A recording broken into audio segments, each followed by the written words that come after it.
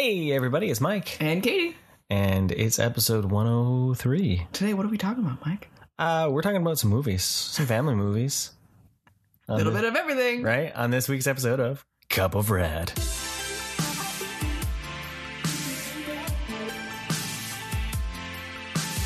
Hey, we're back. I know you missed us in that little time frame. I know. Or you 7 skip seconds it. were like way too long. Just like, oh, where'd they go? Looking under the sheets, looking into the Little backpack. startled baby. Yeah. I don't hear them. They disappeared. Anyways. How's it going? It feels like it's been a really long time. It has been a long time. Forever. We took a week off. We did. Huh. Because we dropped that last Halloween one late. Oh, yeah, that's why. And then we took some time off. Time's been a little weird. It just... A lot of things going on. Kind of a weird transition between the seasons. Yeah. And then and with the home life is just kind of strange. You're in between your school and work. And Well, I had to do a whole bunch of like orientation stuff. yeah, and so a little bit off. Yeah, not the usual. The usual. And then kiddo's like full on into his Animal Crossing, so he's not really wanting to like watch as much stuff with us. Yeah. So Well, and then it's like the weird transition between seasons. We're not watching scary movies anymore. It's not Christmas yet. So like, what do we watch? And then the lack of new things coming out, right? So we did find a few things we were able to catch up on. So we're gonna it's been exciting. So I got my Super 7 Lino head replacement, which was really cool. Unfortunately, it was not 100% still, which doesn't deter me from the Thundercats from them because they're friggin' amazing figures. Yeah. But just kind of I'm trying to keep in mind that they said that they had problems because it was a Mattel factory. So yeah, they knew they had some quality control issues to begin with. So as long as they get better with Wave 3 is their own factory. Yeah. So fingers crossed. At least they sent it to you right away, and it was quick. It was like ridiculously quick. It was like 4 days, and it got here. Yeah. So well, we waited so long for that stuff from Big Bad when it originally shipped, but then we got some stuff from my family, and it was up here. It delivered within 4 or 5 days. It was crazy. So post offices are on point for some things, right? So speaking of Big Bad, you know what's still on Big Bad? Toxic Crusader. Yeah, I know. Every single Super day. 7. There's Super been 7 Toxic Crusader. Multiple reminders of that it's still available. That thing what it is? It's beautiful. Still expensive. It's beautiful. It's green and creepy. It's beautiful. It's a beautiful piece of art. It is not art. It's art and childhood nostalgia. Oh my gosh, your whole world exists around. Look behind you. It's childhood nostalgia. But that's the thing. It's Toxic. It's Toxic Crusader. Yeah. It's not a line. It's just one thing. He doesn't know how to exist without harassing me about needing something. There's also Mando. Man, I gotta get a Mando though. And he's like, well, the other things are on hold though. Like not hold, but like on pre-order. Yeah, they're already done. So you don't know how to exist without saying, but Christmas is coming. Guess what, guys? Christmas is coming. Get those wish lists going. That's what it should be. There should be like a whole thing on Instagram. What is your Christmas wish list? Tag us in that. Your top 10 like figures you want for Christmas. Tag us in that. That's what I want to see. I can see Justin's like, but I have too many. Yeah. It's like just 10. Yeah. We have 10 of this category and 10 of this subs. This is 10A, 10B, 10 down all the way to Z. Right. But yeah, no. Christmas is coming. So like, what's on your Christmas list, right? That's you got to start early this year because it's harder. That's what we've been dealing with. We've been looking at, okay, how do we do things? Because so much stuff find places that actually have a decent online stock. And then the idea of having to ship early and everything because I'm not about to go out and browse them all. No. With cases rising, we're in a mini shutdown. Yeah, we have just recently in our Did you area. turn it off and back on again? That's what I'm calling it this time. Turn it off for 30 seconds and try it again. Yeah, it's a nice 2-week kind of semi-lockdown and some things which... You go to work, you go to school, but don't go anywhere else. Yeah, so... Makes no sense. Yeah. So but we'll see what happens. But we finished season 1 of Thundercats this weekend. Yes, we did. We finally did that. We're watching them in order of air, and that is completely the wrong way to watch them. Yeah, it doesn't Don't do it if you do it. All. But you know what? You can't find a good list on how, because it's not production or air value that they were done. Yeah. there's no mystical, like official list on how. Well, yeah, because other than the anointment being last at some point, but I've looked it up, and basically people have tried to piece them together, and they have a hard time doing it. I'm be curious. Anyone that has Hulu, let me know how that's set up. How they've set it up on there. See if it's in watch order enough. But definitely, it makes no sense the way that it's set up on the DVDs, because the stories with Mumra lead right up to the end. But in the anointment, Lion-O beats Mumra. Yeah, and the anointment itself is a problem because it has in between episodes, and it's 5 episodes that are literally back to back with no break between them in the story, and yet they were both over produced 4 discs and aired with multiple episodes between each one, and it totally did not make any sense at all. So, but what did you think? What do you think of the first season? I'm still really enjoying it for sure. It's. More recently, the last few, I felt a little bit more of the lacking of finding other like life, like groups and everything, tribes, I guess, in Third Earth, where it's been a little bit more of the same thing. Yeah. So that it did feel a little repetitive of, finding the weapons or Mumra transforming into something and something new. Yeah. So it was a little repetitive. What about Mumrana? That could have been so much cooler, and it was not. I didn't like her design. She was very white, like not just skin wise, but her whole outfit. She was just so pale and so boring to look at, and like she had like a white onesie on. Mumra looks Egyptian. Yeah. Even when he transforms to ever living, he's got that same type of vibe, and she didn't look like a sorcerer or anything. You're pointed out that he looked sorcerer from like He-Man. Yeah, she looked like like a nun. Yeah, just wrapped up in tight linen. And then when she transformed, she looked like something from like Apocalypse or something, and like.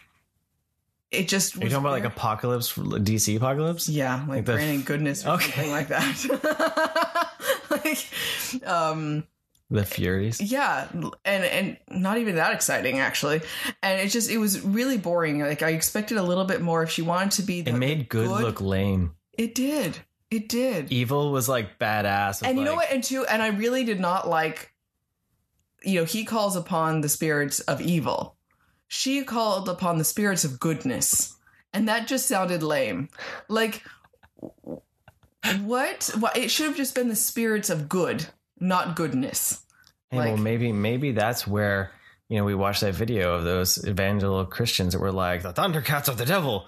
Maybe this is where it came from. Maybe that episode was just like, whoa. Yeah, I don't know, but it's just like, and obviously you expect that it's supposed to be like the opposite. So it's like, okay, so then Mumra just found this, and then everyone just stumbled upon this place accidentally just now. They all figured it out. Actually, then there's all parts. The Thundercats' fault because in the Feliner they did that cool like spinning whisker attack on the mutants' ship, and then they crashed somewhere else on Third Earth. But how did Mumra get there? Don't know. Sorry, go ahead. But there's this whole thing. She lives over there. Well, what about all the other creatures that live over there then? There's obviously tons of this world that they have not seen. And so what else is over there? She seems like so just off in her own place. But Mumra still was able to take her over so easily. Yeah. Too. Just super easily mind control. And it was just like, it had the option of being cooler, but it was not. She was not. And even with Lion-O, he's like, oh no, you've been tricked. By the way, I'm actually the good. She's like, oh, okay, in that case, totally fine. Like, she's super trusting. Like, there was no like guidance of her whatsoever. Yeah. Like, why couldn't she make up her? I was expecting her to be able to break through. But it really is just Lion-O is the source of good, and that's it. So I don't know. I was the savior of Third Earth. It could have been better. It could have been better. It was... Okay, well, there was a fun episode. It was a Freaky Friday switcheroo. That one was an awesome episode. Where Snarf and Panthro got body swapped, mind swapped, soul, whatever. That was really cool. So Snarf was in Panthro's body. So you had, big old Panthro going, Snarf, Snarf. Oh. I love that the face changed for the animation. That he looked nervous and that was pretty funny. Like the BA Snarf. Yeah. Running around using his tail. Yeah. Furrowed brow. Yeah. I'm starting to get used to this tail. Right? Like, so. That was a good episode. It's when he's going to create himself like a mechanical tail. Yeah, that was pretty fun. I liked how it was interesting that I liked when Slythe and Jackalman switched. Well, Monkey and Vulture switched at the end, and that was hilarious. Like, Monkey just seemed like a frat boy in that episode, though. He seemed like super out of it. He was completely, like, just high on life. Right? Like, he's like, they're gonna leave, and he's like, don't leave me behind! Woo, woo, woo! We're gonna go attack the Thundercats! Woo, woo, woo! And he jumps on the thing, and he's, like, hooping and hollering as they fly on there. Right? And then when he switches with Ultraman, and then he ends up flying it's like he completely forgets about anything. Like, he has operated equipment before. Like, why would he suddenly not know what to do? And he starts like the nose diver, moving things around. The sky flyer thing. Yeah, like he's like, I don't know how to fly. Pull back, you fool! What? Not forward. And then it's like, if you don't know what to do, then maybe try one thing and see how it does, and then try another thing. If it was flying straight until he started playing with it. Yeah. It's like that, like when you grab onto the wheel and you don't know what to do, but you just hit the gas. Yeah. You're just like, I'm going to start swerving wildly and hitting everything down and seeing what happens. You better just let go. So we thought the last episode on the disc was going to be a clip episode, which was, we were like, you got to be kidding me, because clip shows are so popular now in animation. It was called Fond Memories. Yeah, so we're like, oh crap, it's going to be a clip show. We're going to end this disc here with a clip show. It turned out to not be a clip show, so I'm wondering when clip shows really became a thing for animation. Yeah, because it wasn't even like something like even done as a flashback where they knew stuff and they flash back on something. It was completely brand new. Yeah. And he made these mystical paintings come to life. The enemies. Safari Joe is back. Does it again. Safari Joe does it again. Oh, well, yeah. So, but that was a good episode. One thing we did notice, there was the one episode where the Thunder Kittens, they had lost the weapons, and Lino went to help them, and they went into the castle of Plundar there. And there's a clear shot of Lino standing there, and the background is outdoors. He's inside the castle. He's inside the castle. And then it cuts back to the mutants, and then when it cuts back to him, he's fighting the mutants. It was like they lost that panel, and they're like, no one will notice. It's okay. We'll just slip this one in. Yeah.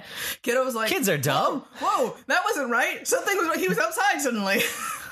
I was like, yeah, I saw that too. He's like, why? Why is this happening? My entire world is shattered. Yeah, that's worse than the bad, miscoloring on Turtles or something. Right? Or like when Donatello would suddenly have like Leonardo's voice, right? Or those moments where you're like, wait a minute.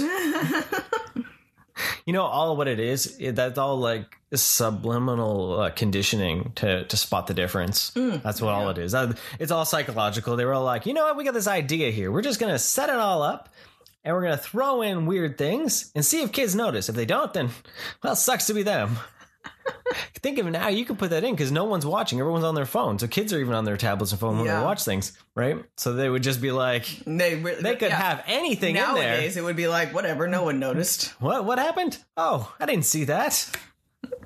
I'll go check YouTube for the video that explains what I missed. Right? But we got to watch some Beast Morphers this last week. We got to watch the the crossover. The crossover with Mighty Morphin and Dino Charge and all that. With just Red for Mighty Morphin and others in the background that didn't speak. Didn't take their helmets off, nothing. Yeah. They're just like, we're here. It wasn't a bad episode. Yeah. It was too short. Oh, yeah. It should have been an hour-long episode. It felt like the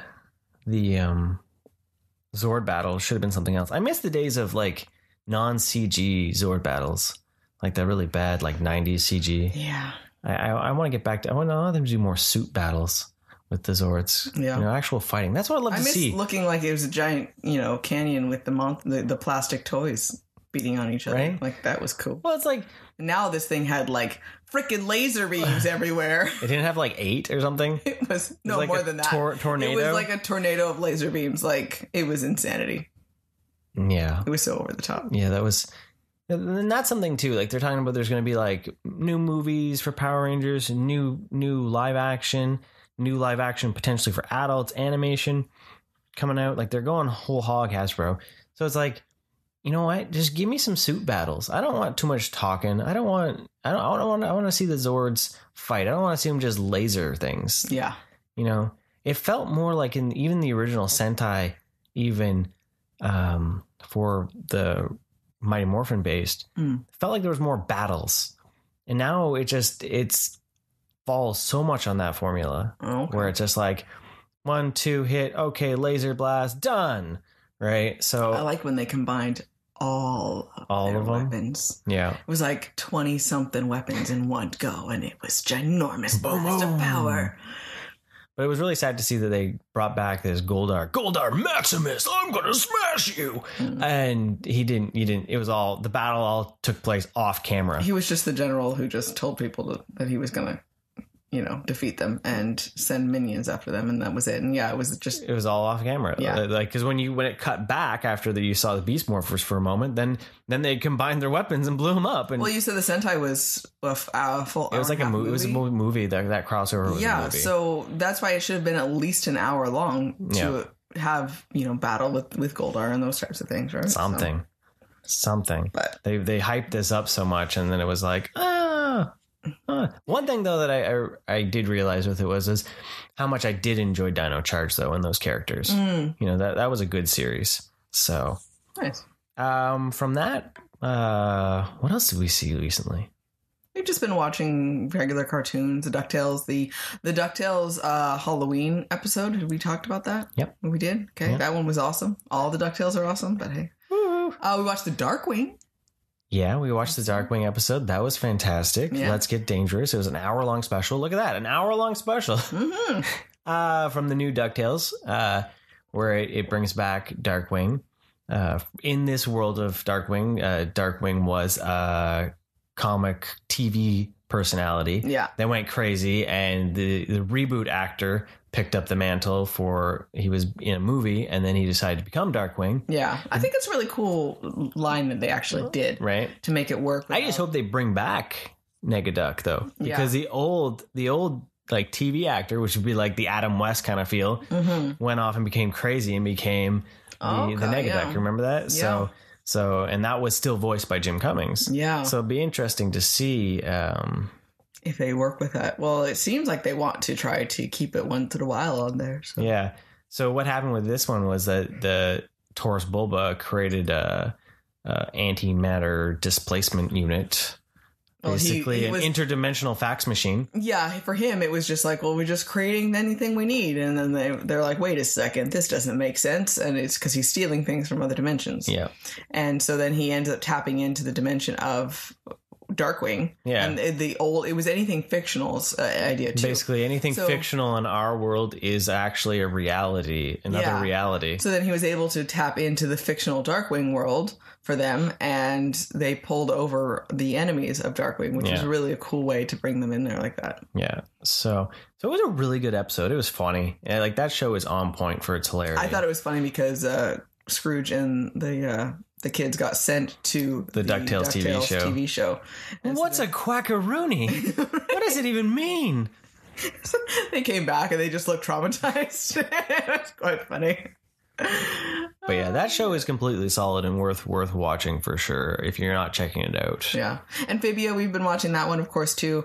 And that one is getting definitely more. Each episode is connected so much in overall story, and it's making me even more excited to watch each one because you want to see where it's going right now. And Bill Farmer plays Hot Pop. Bill Farmer is Goofy. It's so amazing. And he's probably one of the highlights of that show because he's just, he's the crazy old man. The character is awesome. He's just so nice, but But he has a dark secret that we're building towards. Yeah. Why did he take the music box? Right? Dun, dun, dun. Like, he knows something, or like it's weird. Right? Yeah. But first season of Amphibia is on Disney Plus, so if you have that, definitely check it out there. And DuckTales, the first couple seasons are on there as well, so definitely something to check out for sure. And speaking of Disney Plus, What came back? Mandalorian. That's right. Here we are. Katie's weekly reviews of The Mandalorian. Well, we've had an episode, of course, 1 and 2 so far. And speaking of which, Disney Plus, I really would like to ask why you've had an entire year to fix the lag when something huge drops. Because we were watching a lot of things before Mando hit, and we were having no problems. Now Mando hits, and we're having problems again. Yep. So... Well, the first half of episode 1 was lagging completely. We had to pause it. We paused it for a little while and waited, and then it seemed to catch up a little bit. We only experienced a little bit on episode 2, which was nice. At the very end, which was weird. But yeah, it has been fine all summer. Yeah. And Mando hits, and your system is not able to handle it. Yeah, so definitely need to get that on point. Because every other streaming we have works 100% fine, even on drop days. Yeah. So, So it's been interesting to see the kind of theme between like old movie. The monster of the week. Monster for the first. So what was episode 1? What was episode 1 throwback to that we saw? Tremors. Totally was a Tremors super episode. Tremors episode. It was awesome. And we had just recently watched that with Kiddo, of course, which was even funnier that we're like, dude, it's Tremors.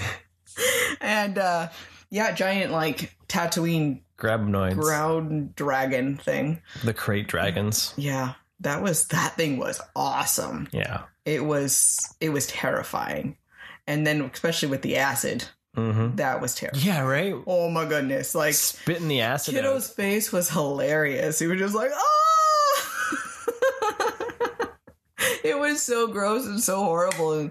And he just felt so bad for everyone that was melting underneath the... They downplayed that so easily, though. It was just like, here's people just like melting and screaming and running. And then they just cut to something else. It's like, yeah, that happens. Like, it's all right. Oh, yeah. So many people died. But it was interesting to see how I kind of liked it because, first and foremost, as much as I love the child, this is still the Mandalorian, and I love his character. And it was kind of gutsy of them, I think, to have it with how popular the child is to be like, he's just in the background of episode 1. He's just in a bag. And you kept waiting for him to come in and do something, to save something. But it showed then how much he was never truly in what he felt as intense danger. And Mando was not in intense danger because he never felt the need to step up and be like, I got to save him. It's a weird amount of trust, I think, where he's like, no, he's got this. Right? Like he can figure it out. He gets eaten. I know. And he's like, no, trust me. He's got this. He took down that giant rhino thing in the first season. Right? Easily. And then now he's like, and the child's like, nah, he can figure it out. He survived. You got this.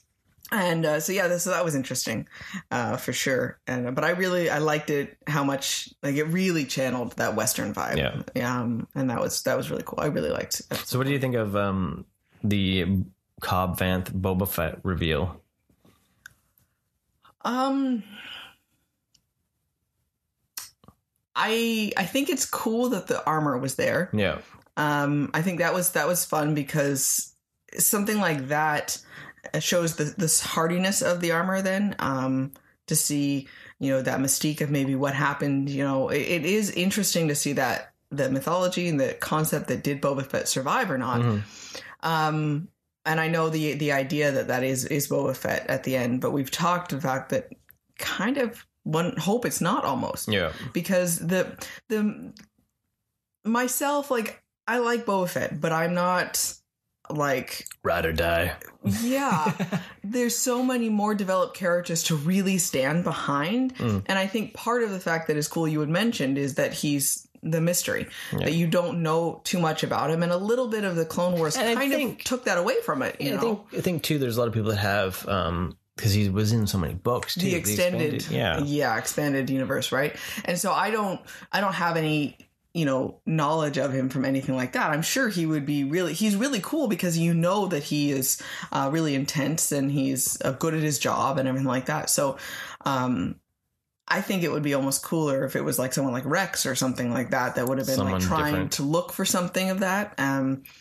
But or nameless clone. You never know. Yeah, it could be something how many different. How many left out there? You never know. There's so many of them, and so I think almost a different story like that because that'd be a good red herring. Like, what would be the purpose of having Boba Fett there? Yeah. Really.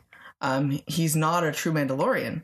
So what would be the help of that, right? So I don't know. I mean, if it is Boba Fett, as long as it's done with a purpose and a meaning and it's done well, then I'll let it play out. I'm not going to be angry if it is him. And it gives it a little less, because one of my favorite scenes ever of Star Wars is the whole Return of the Jedi, the barge scene, and have that conclusion with it of getting rid of Boba Fett. Yeah. That kind of, it takes some of that weight away from that scene, right? And if you know that he survived, and I think it's almost more interesting to think that maybe the monster spit up his armor or something like that. But who knows? Yeah, I guess we got to think that too. Darth Maul came back how many times? Yeah. And he got cut in half, came back, lost those legs, came back. Yeah. Came back. So, there's still people that think that he didn't die on Tatooine by Obi-Wan in Rebels. Really? Yeah. So they're like, why would you expect him to have died after what happened to him? Why would he die? But see, that would take that whole weight away if he showed back up. Like, people are like expecting him to show up in the Mando, and you're like, but that scene in that scene in Rebels is so glorious. It's like samurai goodness, pure samurai goodness. Speaking of that, I really actually miss Rebels. I would like to watch it again. You just need to make the effort then. Just need to say, hey, let's do this. I know, and I just forget about it until we start talking about Star Wars and then reminiscing about how amazing Rebels is, and it's like, oh, it's so awesome. But no, that first episode was really good. It was longer. It was a 50-minute episode. It was really fun. Mm-hmm. It makes me want the Mando figure more. Yeah. I do want a Cobb Vanth figure if that ever comes out. Yeah, he was awesome. Pretty cool. Spaghetti Western feel. It was a full-on Western. It was Tremors. Well, I love, too, that I kept waiting for him to be an actual bad guy. And I love that he wasn't. And that made me so happy. Yeah. Well, because he kept having those scenes. So you were just waiting for him to turn on him and, like, then have to fight him for the armor, and then Mando have to kill him, right? And he kept his word, and he was, I thought that was really awesome. Yeah. So I'm trying to show that good people still out in the galaxy, right? So episode 2, the space police showed up. That was an interesting commentary right there with it. The idea that he wasn't doing anything wrong, mm-hmm. and yet he didn't have a proper ID or license or something like that, and for what they wanted, for what they expected, space, right? And they decided that they ruled that area, and they're supposed to follow that. And so it's that there is a certain level of good and bad, but then there's still the power and no power. Yeah, and that is still something that, and even the Republic and all that is still power and no power. Yeah. And well, it shows even control with going into the sequels there, the fact that they still ended up having to be rebels that rebelled against almost both sides. Yeah. Still. So it shows that no matter who's in power, there's always going to be an imbalance. Yeah. It's not necessarily good and evil. It's just power. It's gray. It's lots of gray. All lots and lots of gray. There's black and white, and then there's tons of gray. Yeah. So I thought that was interesting, but it was very alien-like. Yes. So yes, the queen alien in her little pods. We found out that the child this week was the bad guy. I had a hard time with that. Yeah, he was a jerk. Every single time I cringed. Don't do it. Right? You're too cute to be killing things, and I know you're just hungry, but oh my God, stop. It was so heartbreaking every time. Kiddo did not handle the space. I don't think a lot of people handled it. I saw a lot on social media about people freaking out about the spiders. Like, not my favorite by all means, but he did his job then of making you feel freaked out. I mean, that mom thing was terrifying. Oh my God. Like, those rows of teeth, and it was like Kraken spider thing. It was definitely, those were in Rebels at some point. Yeah, that was more creepy when it looked real, not animated. But yeah, they were just like the alien pods. They split open, they unfolded, and the little spider thing came out. This is what happens when you think with your stomach. Right? Chaos. But it was a good episode. It wasn't nearly as fulfilling, I think, as the first episode. No, it felt a little bit more, especially because it didn't have a happy ending of sorts. Oh yeah, because an full end of an arc feel. Yeah, it was like they survived that little blip. Yeah, and that was it, right? And it was only like a 35-minute episode too. So. I was like, it's already over. What? Yeah, like it was a blip in time. Yeah, so. I'm very excited for this upcoming week to see what happens. I'm curious to see what will be the monster of the week. Will we get a Jaws episode? Will we get... Yes! We're going to need a bigger boat. That would be hilarious, considering how tiny their ship is right now. I'd vote for that one. I wonder if it's just going to be tons of Monster Freak of the Week. That would be funny. I'm hearing that it's actually been renewed up to 4 seasons. So this is going to go on for a while. Nice. So hopefully it doesn't dwindle the spark. As long as they keep the same feel of it and the same effort behind all of it, right? So... But Mandalorian is definitely fun. I'm excited it's back. Yeah. It's taken over our Friday, so hopefully we still have enough content over the next 8 weeks. I know, that's the problem is we usually watch movies on Friday nights, and now it's Mando Friday, and then whatever else we can find at the time to fill. Yeah. And one thing that I said, they made all this like to do about Mando Mondays, right? Mm-hmm. Mandalorian Mondays. I was like, why don't they just release it on Monday? Just really mess with everyone. Just like, here, start your week with Mando, right? Yeah. Really mess all those people that stay up until 3 a.m. to watch it first, right? We do not. So, it's been harder because this time around, a lot more has been spoiled on social media versus last year. Last year, people were waiting a good 24 hours before they were putting anything down. Don't be a douche. But don't spoil it. But it's not just regular people. It's even like the news sites. So you can tell how slow news is. Where they're because the lack of new... In general, they can't talk about upcoming projects. There's not even like the gossipy rumor stuff of things being leaked from sets or because nothing's happening. Yeah. So, they're definitely slow. So it's like they already had posted stuff and it was like, So I'm going to have a blackout on social media until Friday evening. Right? 24-hour Friday blackout. Okay, so movies. We did actually watch some movies. The library came through and we were able to watch them. Well, I was going to say, stepping back to spooky movies, we did actually watch a couple more spooky movies before it all ended. So you get a little bit. We watched a movie on Halloween. Yeah. We watched Night of the Living Dead. But with a twist. We watched the Elvira version of it, which it was so little of Elvira that you like suddenly sometimes you forgot you were watching it. All of a sudden she'd pop on the screen. It's like, oh gosh, right? And super ridiculous things that she would say, but it was still really funny. But it got our attention back because I will admit, because of where we are as a society and what we see in spooky movies or horror movies in general, watching that movie now was mind-numbing. Yeah, like I actually found that more boring than the old like Universal Monsters, right? Because it's longer than those, I think. Yeah. It's good. Don't get me wrong. Like, don't be like pitchfork at my door. Like, how dare you?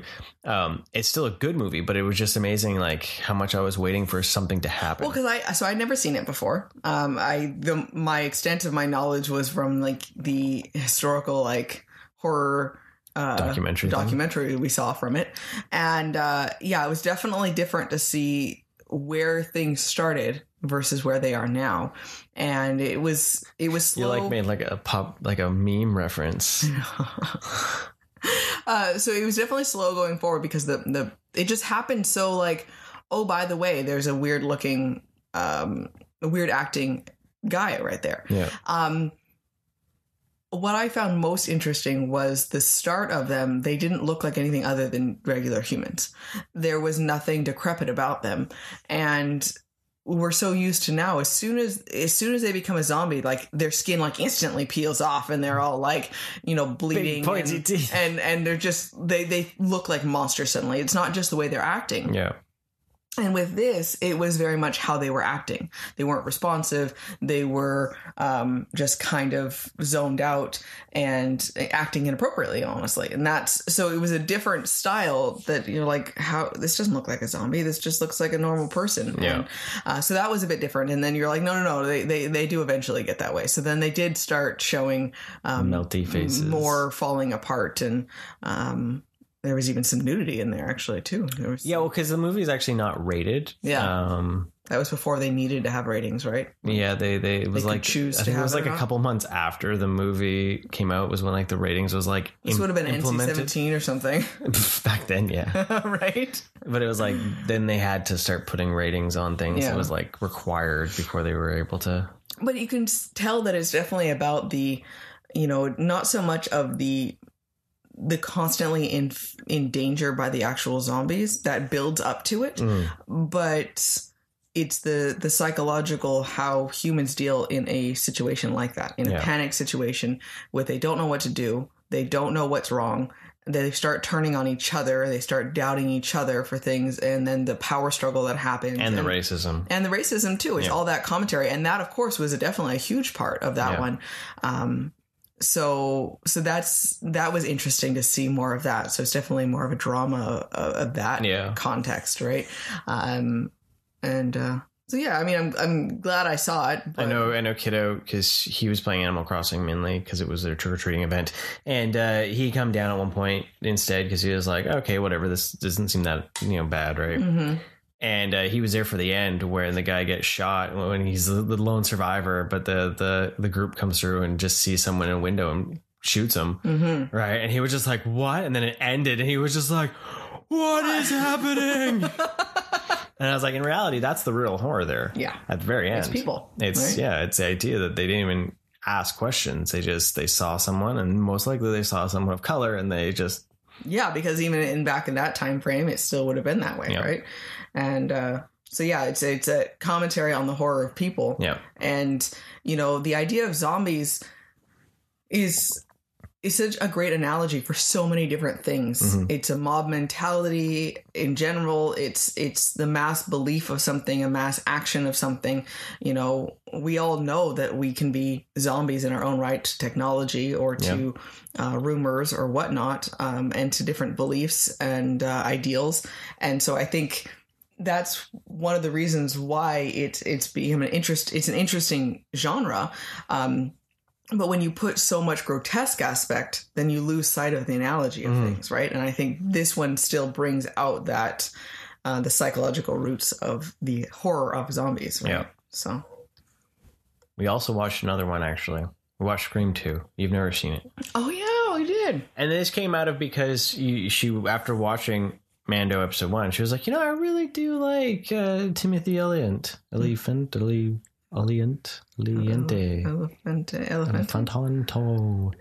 The dude that Bob Vanth. Yeah, that's how he's known now. Well, I know him from Santa Clarita Diet. Yeah, right. So you're like, oh well, because we were wanting to watch Scream 2 anyway, and you're like, well, he's in that. Well, okay, let's just start watching it. Then it's a new movie for me anyway. So, he was so young. They were all so young. But yeah, that was a lot of people died in that movie. No, it's a sequel. Body counts are higher, more gore. Holy cow. Nothing's safe. It's so funny that it was, it was pointing out the fact that when we glamorize it and we make something a big deal out of it, then it can be so much more of a problem still in itself, you know? Well, I think it is the mispoint. The Scream, at least the first few Screams, they point out so much. They are really a satire on the slasher genre. Mm-hmm. And that was their whole original point, was to point out, what we're doing. And that's what the sequel was doing too. So I think it was just kind of interesting.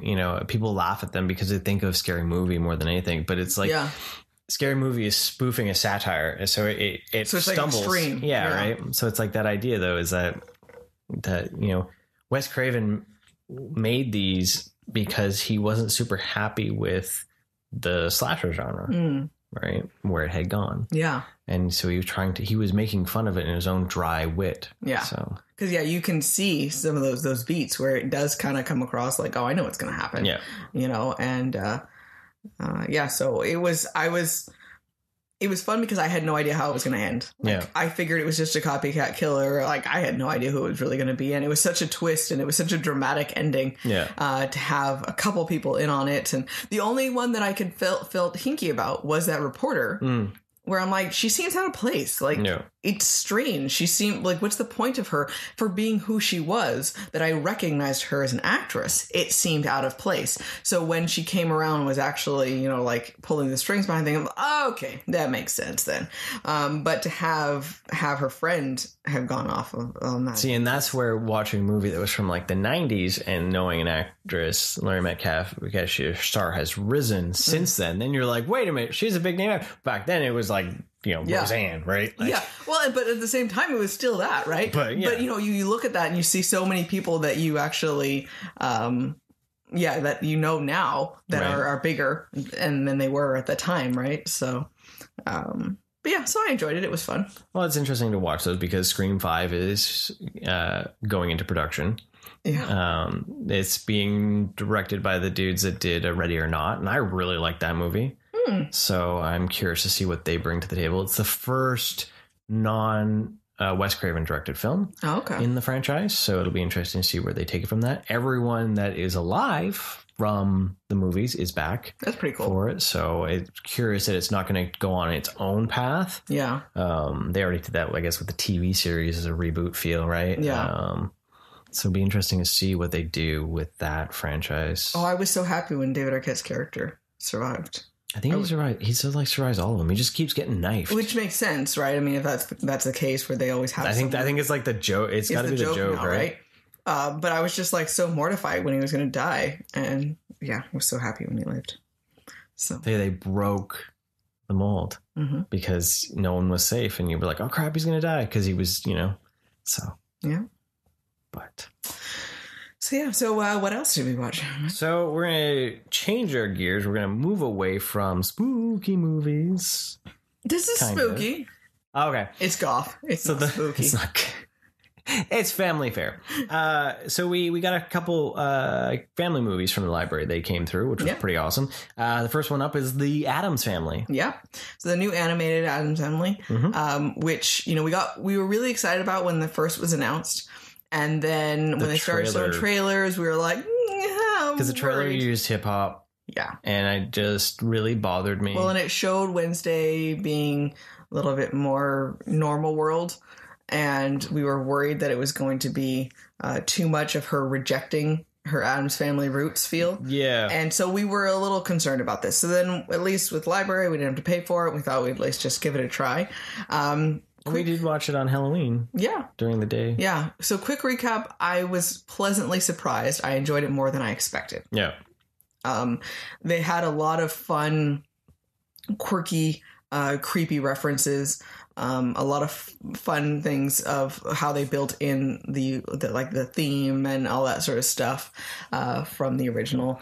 I definitely liked the movie. The beginning. Yeah. It starts off super strong. Yeah. And then when like the problem arises, that's when it, for me, started dipping down. Like, oh yeah, telling the Addams origin and how they got their house and like the theme and all those things. I was just like, this is pretty cool. Like, right. And then. Well, I liked the problem of the town. It was, I liked the commentary myself. Oh yeah. On the issues with some of these home improvement places and these personalities and everything. I really liked that commentary, which was quite funny. And I liked that Wednesday was being a little bit more of the typical teenager, that it wasn't necessarily that she liked not being the black and the creepy and she wanted to have bright and colorful. She just wanted to be able to make up her own mind. And it was no different than someone being told that they can't have anything dark and moody. Yeah. You know, the concept that your parents just tell you this is how you have to have your life. Yeah. So she just wanted that option, and she still came back around to it. It wasn't like she was totally changed. So that was happy that she wasn't completely rejecting it. She just wanted the ability to know the world and make a choice. And, but the only thing I know we didn't like was, and in general, we don't like the use of pop culture and hip hop and those types of stuff. Yeah, well, it just didn't feel. It doesn't fit. Like, yeah, it didn't fit. Like, say, it just didn't fit the theme of the movie or the feeling of it. What, you like Snoop Dogg? Random in the middle of it? Like. That was just, yeah. that was just putting a name in for the sake of the name. Like how much money they could have saved. Yeah, it was weird. Right? Or even like the song when Pugsley is blowing stuff up. Mm-hmm. Like, why does it need to be a pop culture, like a pop song? Yeah. Like that's money spent for what? Yeah. Like, you know, and that's one thing that I do at least commend still, like Pixar and DreamWorks is starting to do it more, where they're getting away from using those pop beats and they're going back to a score. They're creating their own music. And well, I like that idea where you can actually make something that fits with the story. And like say like Spider-Verse, it worked for the story because it was part of the culture that was in the story, right? Like it was New York, modern New York. Yes. Like it you know, but even still, like the score for me in that still overshadowed the soundtrack that came from the pop music, right? Well, even in some of the music from it, it still had Spider-Man references in it. So some of it was actually created for this movie itself still too, just in that style of music. Yeah. So it's like, you know, when you look at something that's, you know, goth and all that and you're like, suddenly this bright, cheery song kicks in. Yeah. You're like, it took me out a bit. Yeah. It took me out a bit. And the pimp version of Cousin It just was like, well, and it was such a weird little slice. It was like, it was all like this. And I was like, oh God, what is it going to be like? You know? And then it just disappeared and it was just like totally normal. Yeah. How many thousands did they pay for him to speak into a can to be able to? Right. That was weird. But I did enjoy it more than I expected. Yeah. It was cute. I liked, you know, I loved the how much the, Morticia and Gomez loved their kids, loved each other. I love that connection there, and their family in general. They were just so wonderful and loving people, and none of them were angry or rude towards anyone else. And you know, when they showed up in the town, they were just like so happy to be there. Yeah, and they were just so wonderful. And I kind of liked too that the people in that town were not actually evil or mean too. They were just falling for the idea that it was this perfect little place, and that how quickly they were being controlled by social media, right? And how quickly when they kind of got that veil lifted, they were like, "What the hell?" You know, and that they realized their mistake and their oversteps, and realized that they were the angry mob of judgmental people that were just angry about just people wanting to have a family together, you know? And so I like how that turned out. Oh yeah, the message at the end was really good, especially those social commentaries that came out of it, of how much we want everything to look and feel perfect, and if someone gets near it that isn't, we lose our mind. Right. And I like too with you know, the idea of family tradition, and, you know, something having to always be that exact same way, but questioning the reason why that tradition is done, and the reason is more important than the exact copy of it. Yeah. And I like that message a lot. You know, the reason that they did the sword, you know, dance or whatever was the concept of showing that you can protect your family, but you could protect your family in a different way. So what's more important, that you do it with the sword or that you protect your family? Yeah. And I thought that I really liked that message. So yeah, no, that was totally cool. So it wasn't bad. Like it's definitely something, a fun little one. It's not you know, skin churning. No, but yeah, I would still recommend it. It was still cute. So. Yeah. Another one we got was Scoob. It's the reboot of Scooby-Doo, kind of, not really. It's a different telling of it, I guess. Well, they leave a whole section. They have origins, and they have a whole section of like stuff that happened that most likely is all the cartoons that fit in. Yeah, and now this is like it, right? So. Yeah. This was another one where some of the pop culture references and some of the pop music just didn't really fit. And I wonder if some of that was taken out, if it would have been solider. Yeah. I wasn't as mad as like a lot of people were that some of the voices were changed. It's just like, it is what it is. It's the business. It's what they thought was, you know, needed for. Well, because if you just look at it as is, the voices were okay. Yeah. Yeah. They were fine. Right. So, but you know, I laughed a lot in that one, actually, more than I was expecting. Yeah.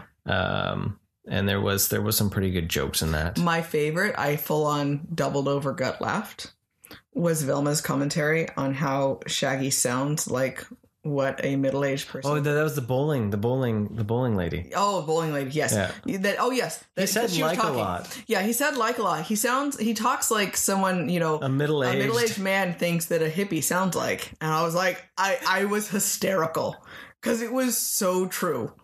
And I had a really hard time getting over that one.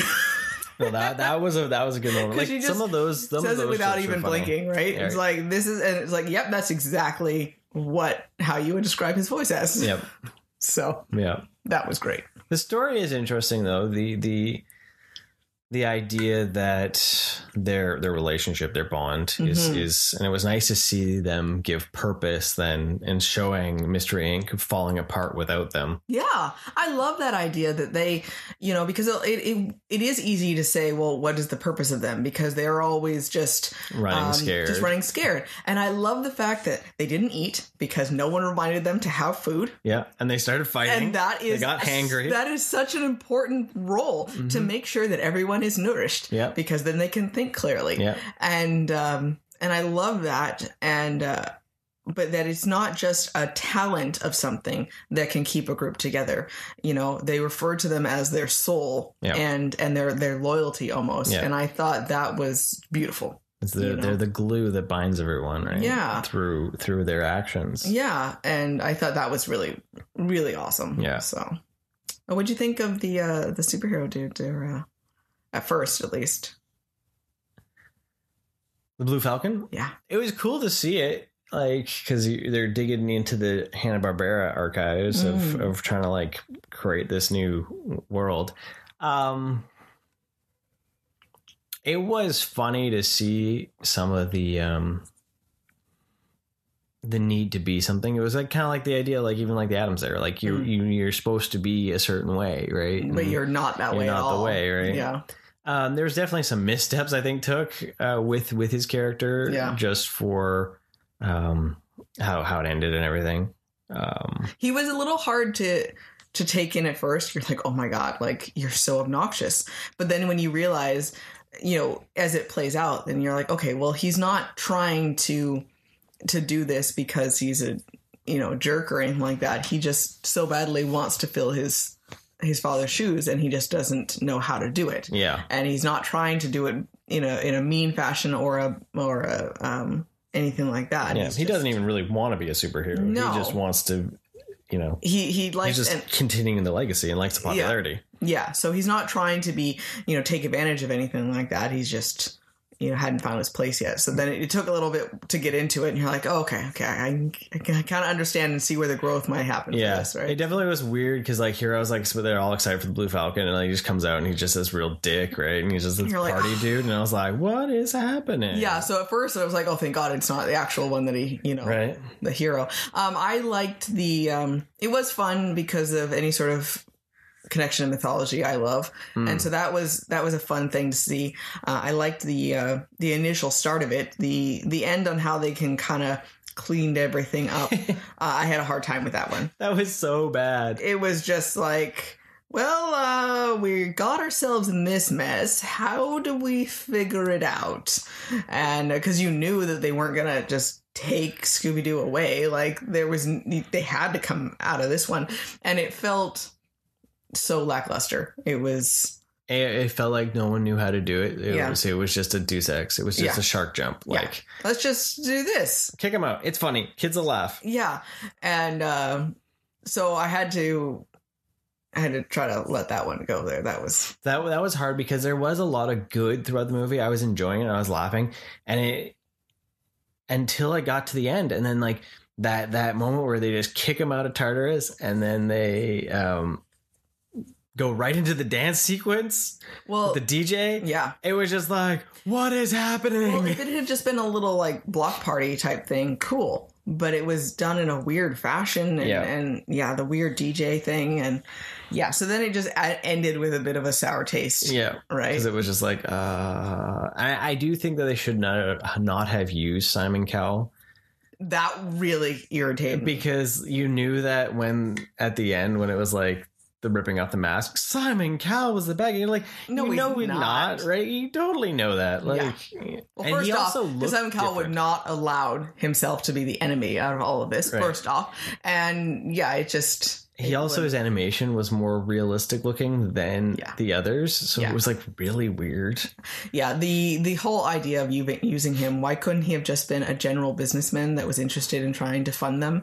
Yeah. Like, why did it have to be someone like that? That was the pop culture like reference. That why did it have to happen? Yeah, right. Like there was no need. It was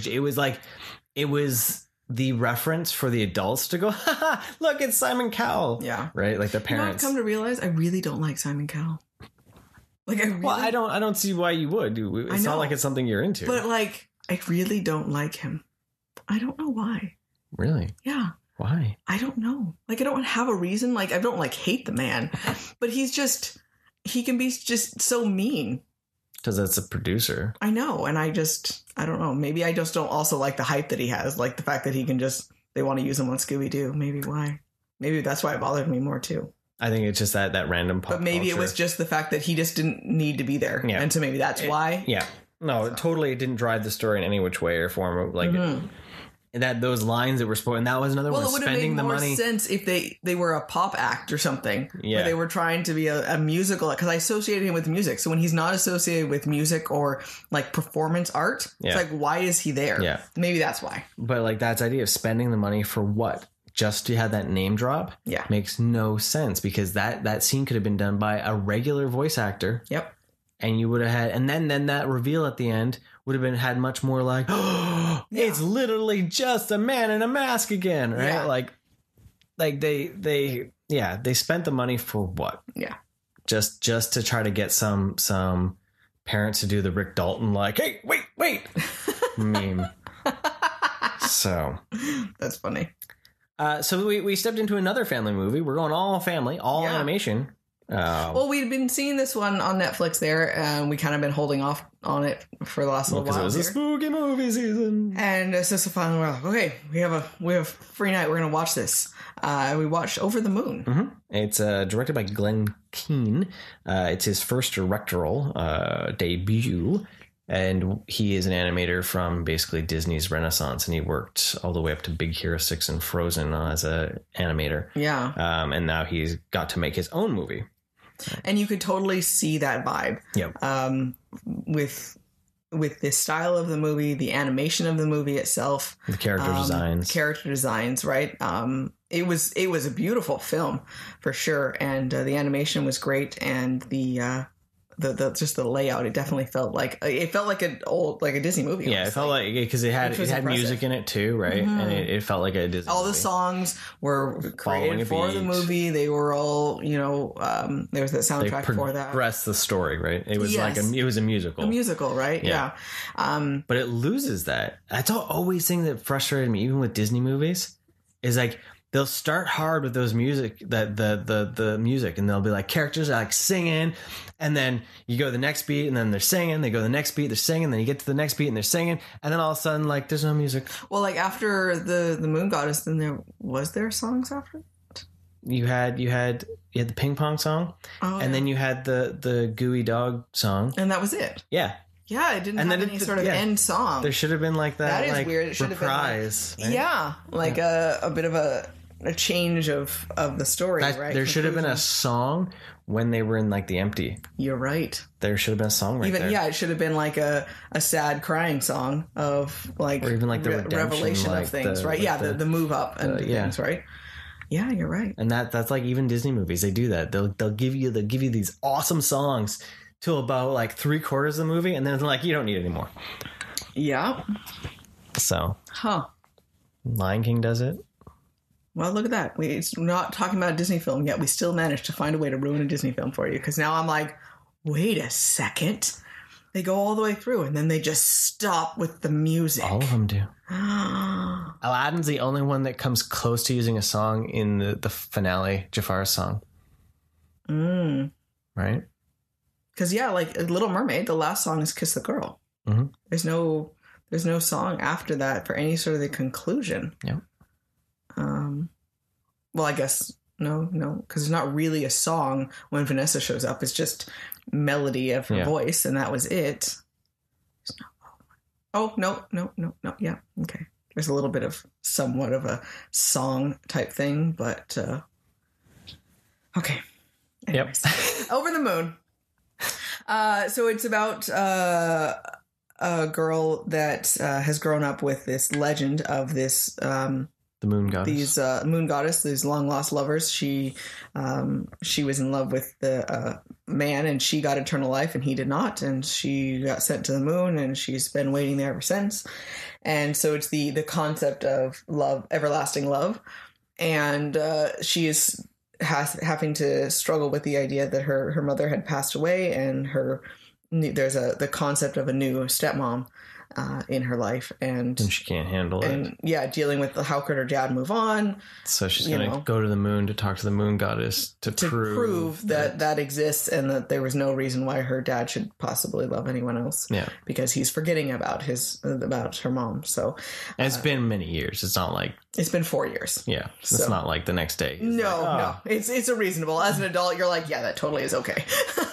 And she's dealing with the fact that she might have a stepbrother, the younger. Yeah. And he's just like... And of course, then, understandably, her world is turning upside down with things, right? So she travels to the moon. So it's kind of like a Where the Wild Things Are feel of dealing with your emotions through a mystical place. And, she gets to the moon. And I love the animation. Everything's so bright, and there's those big things of light. Almost kind of feels like a parade in a show. And, and jelly beans and it's all about it's all the moon goddess's feelings and emotions, basically, that her tears that have created all of these the gummy mooncakes. So it's all of her sadness over the years has been trying to create a kingdom of itself, right? And it was interesting because she's not what you would expect. You expect someone to be so gracious and just sitting there pining over things, but she's lonely. She's been over there for thousands of years, and she's very much I'm in control, and so it was interesting because then you kind of look and you're like, is she going to be an enemy? Yeah, and that's how she kind of comes across, right? And she does for a while. Yeah, right? She is a little bit, right? But it was fun. They had so the voice actor who plays her was the leading lady from Hamilton, and so she has such a beautiful, loud, deep voice for it. Very, very intense voice, and that was really cool for the song. Listening to it, and you're like, it's just so there. And see, I don't want to spoil it. Out of the three family movies that we watched, I totally recommend Over the Moon. Oh yeah, that if you're gonna watch any of those, I'd watch Over the Moon, not only for the animation but just the nostalgia feels of those Disney movies you loved as a kid. It falls into that, and it's a good family movie with a good message, and it is got some heartstring moments for sure. I was crying a lot. Kiddo was crying. I did not cry. Mike never. He's a robot. Super cried. It was interesting. Judgment Day is coming. I told my family about it, and I was like, because my mom would she easily cries, but my sister, I told her, I was like, you should, check it out too. She tells me she watched the trailer and she teared up from the trailer. So I'm like, you're gonna die, but go ahead, watch the movie. It's awesome. Because it definitely is a beautiful message, and there's a lot of emotions in there between, if you've lost a parent, of course, but any change, if you can, feel what she's going through with any sort of life, family changing, when you were young, any connection with that, lost love of any sort, there's so many different levels and different emotions. So it can talk to so many different things. Right. And never really does anything stupid humor wise. No, the gummy dog is a little more goofy. Yeah. But you know what? There's no fart jokes. Anything he's super nice, and he's just really optimistic. So that's how he comes across as a little bit silly. Yeah. The only I guess you want to call it a downfall, though, is that I could anticipate every beat, though. I knew how the movie was going to end. Yeah. Because you sit and you're like, okay, well, there's a reasonable conclusion on how the story is set up, on how it has to end. Yeah. Maybe I don't know exactly how it gets there. I didn't know exactly how it was going to reconcile with the goddess itself exactly. But you can see that you're like, okay, well, this is probably going to happen, and then this is probably going to happen. So that was the only thing, but it was still beautifully done to see it actually happen. So. And then the ending itself too, right? Yeah, exactly. The actual ending with when she gets home. Yeah. But yeah, totally worth Over the Moon. It's on Netflix. Yeah. It's considered a Netflix original, and it's completely worth it. Yeah. So check that one out of everything we've talked about today. Yes. Besides, of course, Amphibia and DuckTales. I don't know why, Why are you not watching them now? Yeah, come on. Get on that. Most places are going back into shutdown, so you got time. Yeah, exactly. So, even if you're not shut down, you should stay home and watch them. Yeah, just call in. Just be like, you know what? I got a doctor's note. And you know what it calls for? DuckTales and Amphibia. Yeah. Dr. Cup of Red. Just blur it together. Yeah. I don't know how that would be. It'd be... Cup of Red.